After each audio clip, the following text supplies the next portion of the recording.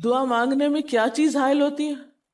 شیطان کا وسوسہ، پتہ نہیں قبول ہوگی یا نہیں، اتنی دعا تو مانگ چکا ہوں، ابھی تک تو کوئی نتیجہ سامنے نہیں آیا، اور مانگنے کا کیا فائدہ ہوگا؟ کیا واقعی دعا مانگتے ہوئے یہ وسوسہ نہیں آتا سب کو؟ یا یہ مایوسی کی کیفیت نہیں آتی، میری تو نہیں سنی جا سکتی، معلوم نہیں وہ کون خوش قسمت ہے جن کی دعائیں سنی جاتی ہیں، اس لیے چلو کسی اور سے کہہ دیتے ہیں وہ میرے لیے دعا کر دے، اپنے لیے خود کیا کرنا۔ تو شیطان ہمیشہ دعا مانگنے کے عمل میں رخنا ڈالتا ہے، خلل پیدا کرتا ہے، کیونکہ دعا ایک ایسا عمل ہے جو اللہ اور بندے کے درمیان ایک محبت کا تعلق پیدا کرتا ہے، ایک اپنائیت کا تعلق پیدا کرتا ہے، ایک تقرب کا تعلق پیدا کرتا ہے۔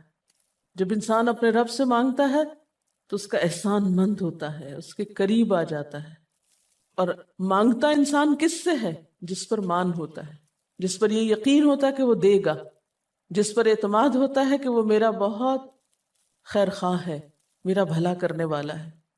انسان ہر ایک سے نہیں مانگ سکتا، ہر ایک کے سامنے اپنی ضرورت نہیں رکھ سکتا۔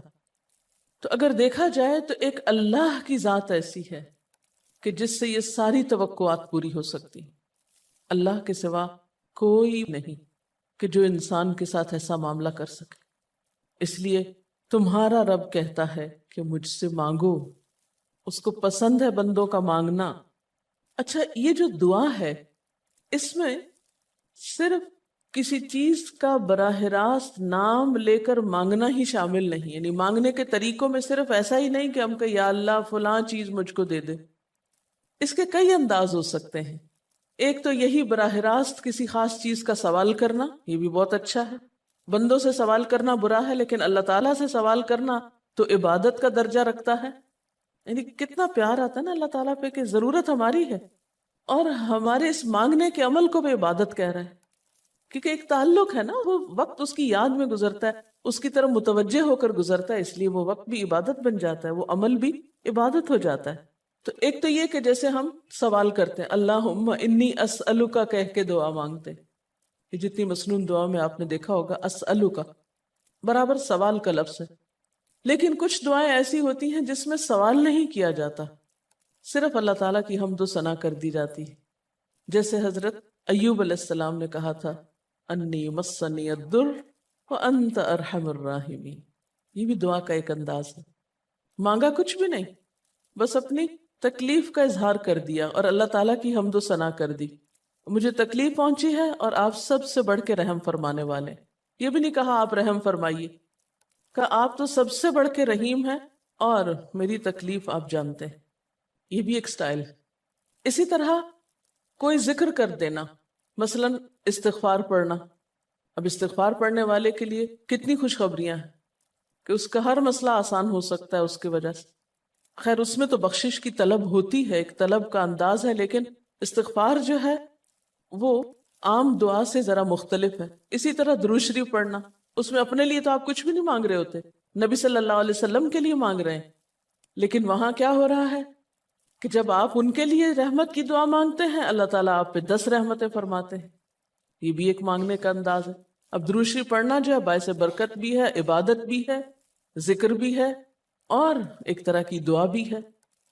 اسی طرح بعض اذکار کے آپ نے کتنے فائدے دیکھیں، صبح شام کی دعاؤں میں آپ دیکھیے آپ پڑھتے ہیں بسم اللہ الذی لا یضر مع اسمہ شیء فی الارض ولا فی السماء وہو السمیع العلیم۔ یہ صرف ذکر ہے، اس میں آپ مانگ تو کچھ نہیں رہے، لیکن کتنی فضیلت ہے اس کی کہ جو شخص یہ دعا پڑھے گا اس کو کوئی چیز نقصان نہیں دے گی۔ اس میں آپ یہ نہیں کہہ رہے کہ یا اللہ میں تجھ سے سوال کرتا ہوں کہ ہر نقصان دہ چیز کو مجھ سے دور کر دے، نہیں۔ پھر اسی طرح اللہ تعالیٰ کی حمد و ثنا کے جو کلمات ہیں، مثلا لا الہ الا اللہ وحدہ لا شریک لہ لہ الملک ولہ الحمد وہو علی کل شیء قدیر۔ عرفات کی حدیث میں آتا ہے کہ آپ نے فرمایا کہ عرفات میں میری دعا اور مجھ سے پہلے انبیاء کی دعا یہ کلمہ ہے، یہ لا الہ الا اللہ۔ اب اگر دیکھا جائے تو اس میں تو کوئی دعا کی بات نہیں، یہ تو صرف اللہ کا ذکر ہے۔ تو یہ بھی مانگنے کا ایک طریقہ، ہم مانگے کچھ نہیں، بس صرف ذکر کرتے رہیں اس کا بیٹھ کے۔ اسی طرح آپ دیکھتے ہیں کہ طواف کے دوران آپ کیا پڑھتے تھے، سبحان اللہ والحمد للہ ولا الہ الا اللہ واللہ اکبر۔ اب یہ دعا تو نہیں، یہ تو ذکر ہے اللہ کا۔ تو اللہ تعالیٰ کا ذکر کرنا اس کی کتاب کی تلاوت کرنا، اس کو پڑھنا، علم حاصل کرنا، یہ ایسے اعمال ہیں کہ جن میں مشغول ہو کر انسان کے لیے کائنات کی ہر چیز دعائیں کرنے لگتی.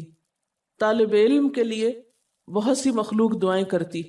آپ مشغول ہو گئے کسی اور کام میں، خدمت خلق میں یا علم حاصل کرنے میں، اور اللہ تعالیٰ کی مخلوق شروع ہو گئی آپ کے لیے دعائیں کرنا. عرش والے فرشتے آپ کے لیے دعائیں کرنے لگتے ہیں اگر آپ ایمان لا کر اچھے کام شروع کر دیں. تو اللہ سے مانگنے کے مختلف انداز ہیں، ڈائریکٹ مانگنا بھی اور مختلف عبادات کرنا بھی. اسی طرح وَاسْتَعِینُوا بِالصَّبْرِ وَالصَّلَاةِ، مدد مانگو صبر اور نماز سے. ٹھیک ہے، نماز میں انسان بہت سی دعائیں پڑھتا ہے، لیکن اگر مشکل وقت میں انسان صبر کے ساتھ نفل پڑھ کے اللہ تعالیٰ کا ذکر کرے اور اس کو سمجھ نہ بھی آئے کہ کیا دعا مانگو، کیونکہ بعض پریشانیاں ایسی ہوتی کہ انسان منہ سے کچھ نکال بھی نہیں سکتا، تو یہ نماز بھی کافی ہو جائے گی. وَقَالَ رَبُّكُمُ ادْعُونِي، اور تمہارا رب کہتا ہے مجھے پکارو. اور پکارنے کے کئی انداز ہیں. دل ہی دل میں پکارنا بھی آتا ہے، چپ کے پکارنا بھی آتا ہے، اونچی آواز سے پکارنا بھی آتا ہے، اکیلے پکارنا بھی آتا ہے، سب کے ساتھ مل کے دعا کرنا بھی آتا ہے. کوئی دعا مانگ رہا ہو تو آمین کہنے سے بھی بات بن جاتی. مجھے یاد ہے کہ ایک دفعہ میں عمرے پر گئی اور طواف کے بعد جہاں میں نفل پڑھ رہی تھی، تو نفل کے بعد میں نے سوچا کہ میں اپنی دعا کرتی ہوں. اتنے میں ایک شخص عربی میں کوئی دعا مانگ رہا تھا. اتنی خوبصورت دعا تھی کہ میں نے ایسی دعا کسی سے نہیں کبھی سنی، اور میں نے صرف آمین کہنا شروع کر دیا. میں نے کہا یا اللہ، میری تو نہ زبان میں اتنی بلاغت و فصاحت ہے، نہ مجھے اتنی باتیں آتی ہیں، مجھے تو مانگنا بھی نہیں آتا، تو جو کچھ یہ مانگ رہا ہے مجھے بھی یہی دے دے. میں نے صرف آمین آمین آمین کہنا شروع کر دیا. یہ کتنا بڑا اس کا احسان ہے کہ ہم آمین کہہ کے بھی شامل ہو جاتے ہیں دوسروں کی دعاؤں میں. تو اسی لیے دعا کو عبادت کا نچوڑ کہا گیا، کریم، خلاصہ، ساری عبادت کا اوپر کا حصہ. اور ویسے بھی اگر دیکھا جائے تو ہر نماز میں بہت سی دعائیں ہیں. ہر موقع کی اللہ کے رسول صلی اللہ علیہ وسلم نے مختلف طرح کی ہمیں دعائیں سکھائیں. سویرے جو آنکھ کھلتی ہے، سویرے کے اگر آدھی رات کو بھی کھلتی ہے، اس کی بھی دعا ہے. اس وقت سے لے کر کوئی کام ایسا نہیں دین کا یا دنیا کا، اچھا یا برا، جس کے لیے کوئی نہ کوئی دعا نہ موجود ہو. یعنی اتنا خوبصورت عمل ہے دعا مانگنا کہ جس کے لیے کسی خاص چیز کی قید بھی نہیں کہ کہیں بند کے بیٹھو تو ہی مانگو، کہیں پہنچو تو مانگو. نہیں، کہیں بھی مانگو، دن کو مانگو یا رات کو مانگو، کھڑے ہو کے مانگو یا بیٹھ کے مانگو، چلتے پھرتے مانگو یا چپ کے مانگو، منہ سے بول